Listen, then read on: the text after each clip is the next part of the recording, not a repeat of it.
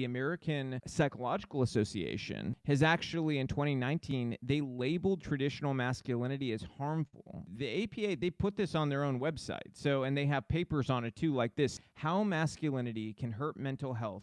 It says here, the main thrust of the subsequent research is that traditional masculinity, marked by stoicism, competitiveness, dominance, and aggression, is on the whole harmful. Who is defining harmful? Because what these people on the far left believe to be beneficial to society include men willing to allow other men to go into the locker room with young girls and expose themselves to them. If they think that's a beneficial thing, then what do they find to be harmful? Because I'm probably on the side of harmful in the sense that if they think evil is good, then they probably think good is evil, and vice versa when it comes to harmful and beneficial. Let's look at these traits real quick.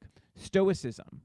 Stoicism is actually a great trait in men because you know what? You're meant to be a protector.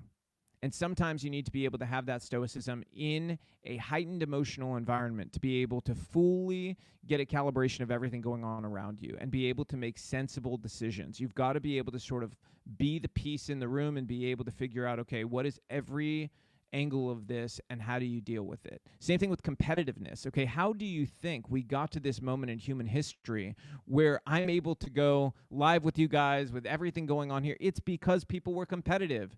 They competed in a space to be the best at what they did, whether it was in making cameras or making, the web companies or whatever it is. Competitiveness leads to greatness. When you talk about aggression, it's a matter of definition. Is violence from men bad toward women? Absolutely. Now, is aggression bad? No, because aggression can be channeled to keep people safe. Aggression can be channeled into protectiveness. So it's a matter of how you define these words and who's defining them. And unfortunately, when you ask the question, who is defining this stuff? Who is the head of the American Psychological Association? Let's go ahead and take a look at her account. Her name is Dr. Thema. Okay, she is the president of the American Psychological Association, and she uses pronouns. That's your first red flag. Okay, that's red flag number one. Now let's take a look at a recent tweet of hers. Let's see here. Decolonize. Okay, so this is a far left lunatic who is in charge of the American Psychological Association. I mean, you can't make this stuff up. The American Psychological Association is literally being run by an American psycho.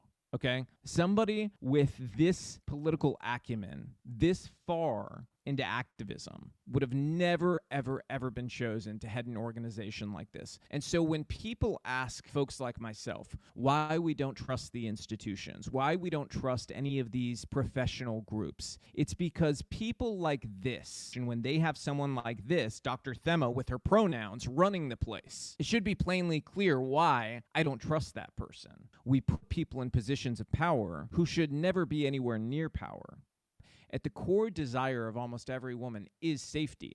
Okay? That's just a natural biological instinct. And it's something that some of these new waves of the far left would like to tell women not to desire. Don't desire safety. And that's ended really tragically for a lot of people. When you talk about masculinity and you say traditional masculinity is harmful, which is the position of the American Psychological Association, what you're saying is that the growth of humanity, us pushing to be the best we can be, is harmful. And there's nothing more harmful than that attack. Okay? When you're talking about a psychological sense for the future of humanity, to try to dampen our desire to be the best is to try to make us roll back time. I think that masculinity is saying, I want humanity to reach our greatest potentials. I want us to compete to that point. I want us to dominate at everything we do. Because you know what that means? That means the survival of humanity. That means that my grandchildren's grandchildren's grandchildren will survive and thrive. I think it's harmful to not want them to dominate. I think it's harmful to not want dominance in every space by the human race.